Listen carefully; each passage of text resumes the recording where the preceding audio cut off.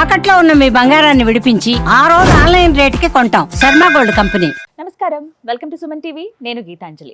విశ్వావసు నామ సంవత్సరంలో ద్వాదశ రాశుల వారి జాతక ఫలితాలు ఏ విధంగా ఉన్నాయో తెలుసుకుందాం. వివరించేందుకు ప్రస్తుతం మనతో పాటు ఉన్నారు శ్రీచక్రపీఠం వ్యవస్థాపకులు, ప్రముఖ జ్యోతిష్య పండితులు బ్రహ్మశ్రీ ప్రదీప్ జోషి గురువు గారు. వారితో మాట్లాడదాం. గురుగారు నమస్కారం అండి. శ్రీమాత్రే నమః. ఈ విశ్వావసు నామ సంవత్సరంలో వృశ్చిక రాశి వారి జాతక ఫలితాలు ఏ విధంగా ఉన్నాయో తెలియజేస్తారా?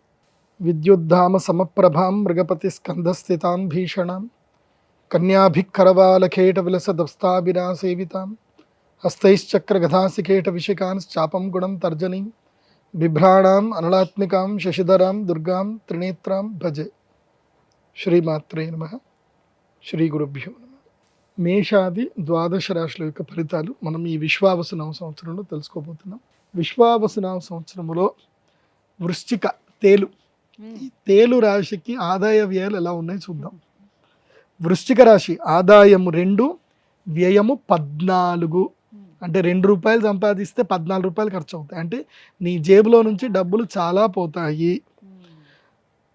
రాజపూజ్యం 5, అవమానం 2.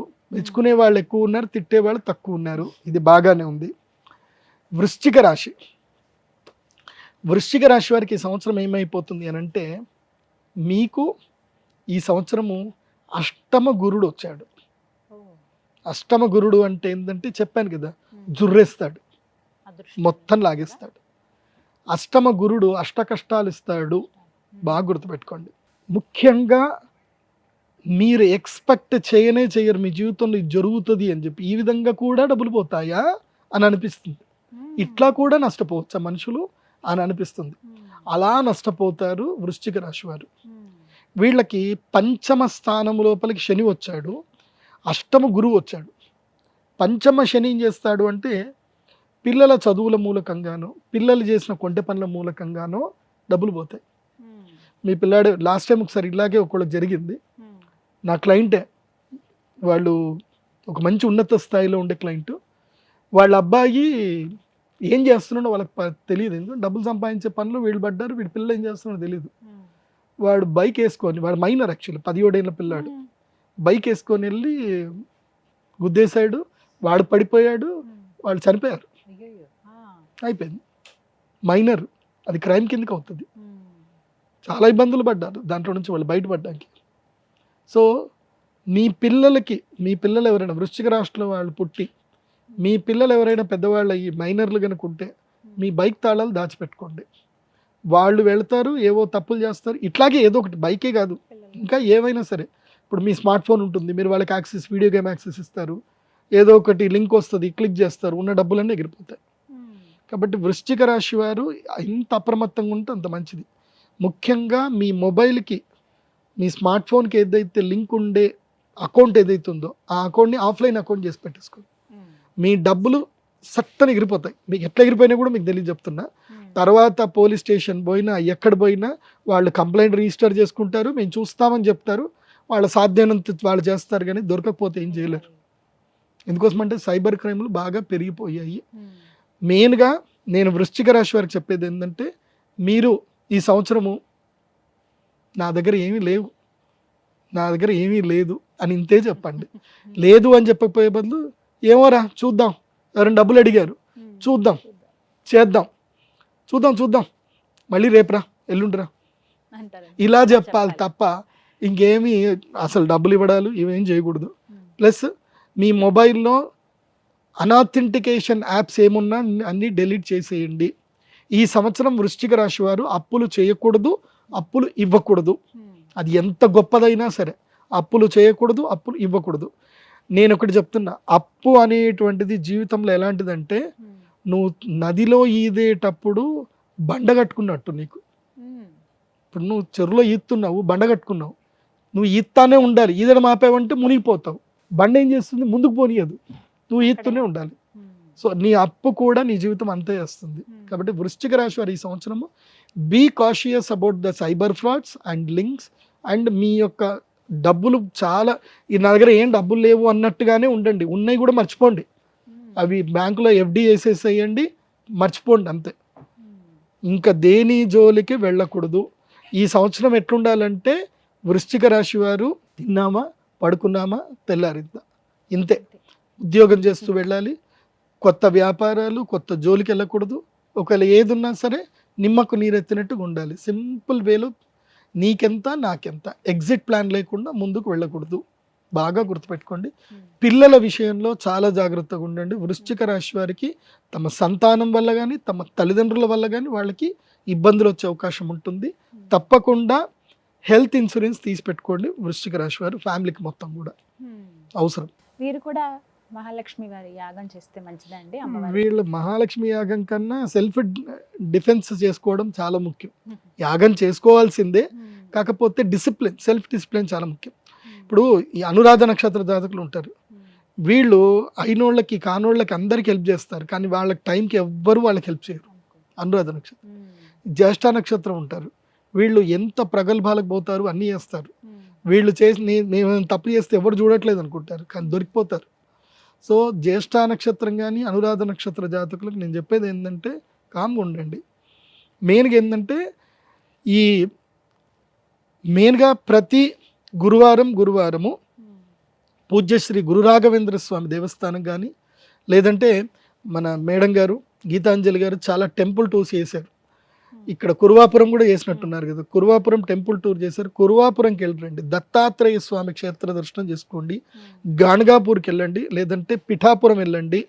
దత్తాత్రేయ స్వామి వారి క్షేత్రాలు చేయండి. చాలామంది గురువారం అనేసరికి ఎక్కడికో పోతారు, అది మన ప్లేస్ కాదురా నాయన.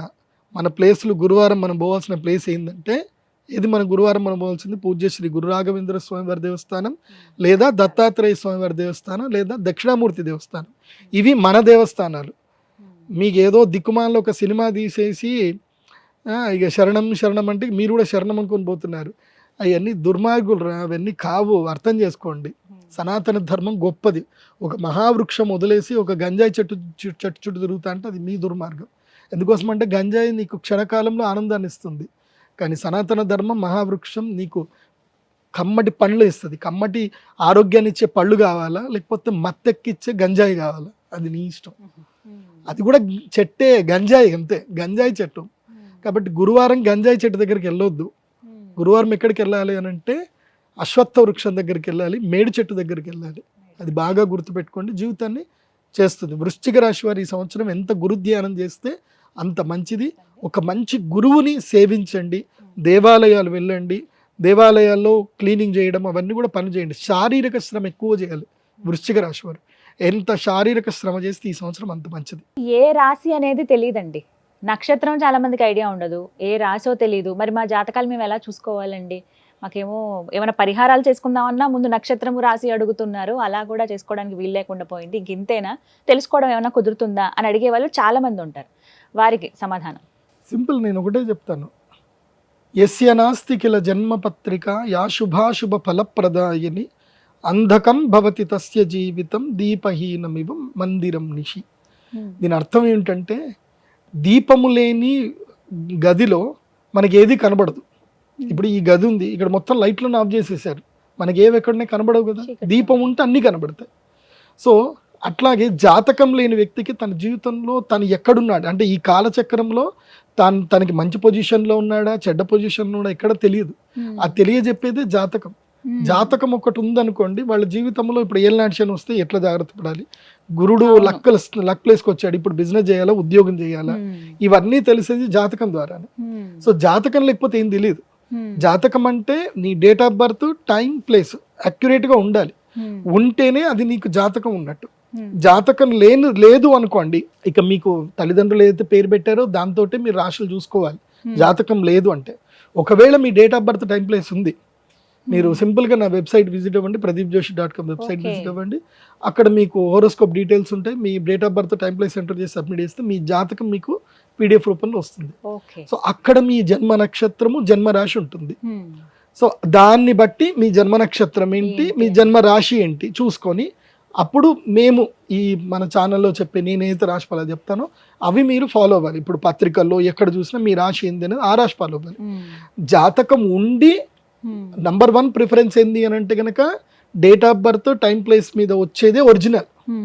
అది లేదు అన్నప్పుడు, ఇప్పుడు నీ పేరు రాము అనుకో, పేపోరారి చిత్తా నక్షత్రం తులారాశి అవుతుంది.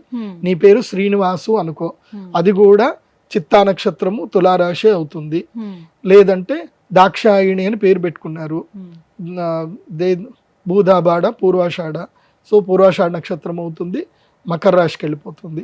సో ఇట్లా మీ యొక్క రాశిని ఏది తెలుసుకోవాలంటే పేరు బట్టి చెప్పే రాశి 100% అయితే ఫలితాలు ఇవ్వదు. జన్మ నక్షత్రం అంటే పుట్టిన సమయంలో ఉన్న నక్షత్రము రాశి మాత్రమే మోస్ట్లీ 80% యాక్యురేట్గా ఉంటుంది. అండ్ వన్ మోర్, రాశి ఫలాలు జనరల్ ప్రెడిక్షన్స్ అందరికీ ఇవి వర్తించవు. క్లియర్గా చెప్తున్నాను, రాశి ఫలాలు జనరల్ ప్రెడిక్షన్స్ అందరికీ వర్తించవు. నీకంటూ నీ ప్రత్యేకమైన దశ అంతర్దశలు ఉంటాయి, అవి మాత్రం నీకు మాత్రం వర్తిస్తాయి 100%.